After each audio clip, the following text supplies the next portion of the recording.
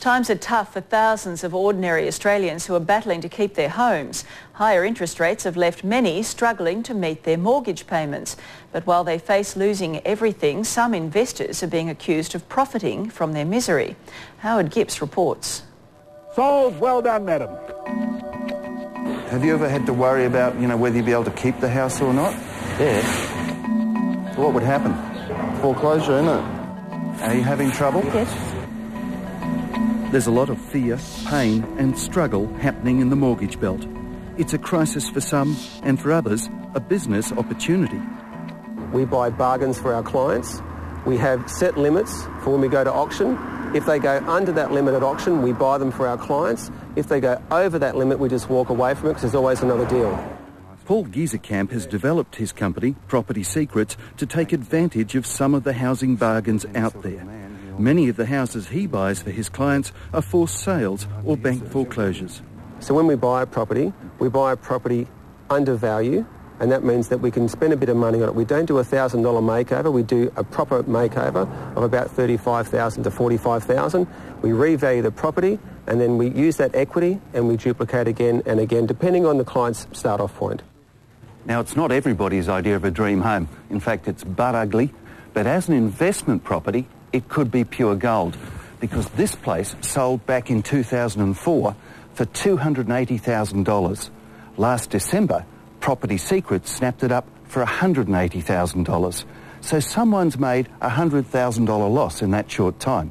Property Secrets, after their renovation's complete, stand to make a big profit. So, is he a sharp businessman, or as the Australian newspaper suggested this morning, something akin to a vulture? We are not vultures. We attend auctions like everyone else. We're just professional property investors. I've worked 5 years to actually make this system right. I've been investing since I was 19. So to be called a vulture is not right.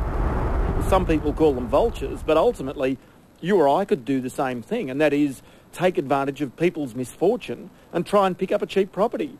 There's nothing wrong with that. That's how people have made money from property for years and years. Nine's finance editor Ross Greenwood reckons the company is just using natural market forces. The great Australian dream of owning a home for these people was a nightmare because they simply borrowed money that they couldn't afford at the wrong time.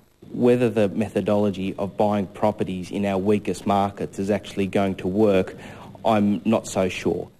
Michael McNamara of Australian Property Monitors is worried the Property Secrets system just may not work in the current market. They're cheaper for a reason.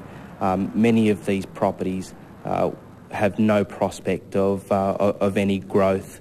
Which is bad news for intending investors, as well as those hanging grimly onto their homes, hoping the bank won't step in and turf them out. Yeah, well, I'm thinking of moving out and letting the place and moving back to my parents. It's cheaper. I mean, it's ridiculous. But the sad reality is that forced sales and foreclosures are becoming commonplace, creating ever greater opportunities for companies like Property Secrets. Well, ultimately, for many of these people, it will work. And the reason is because the banks don't want to hold these properties. They will sell to the highest bidder. You are taking advantage of somebody else's misfortune, but it could be your future fortune you're creating.